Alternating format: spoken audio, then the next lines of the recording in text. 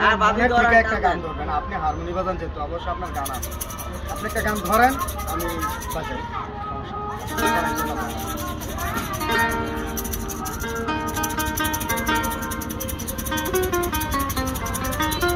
কল্পনা তো চলতেই আছে।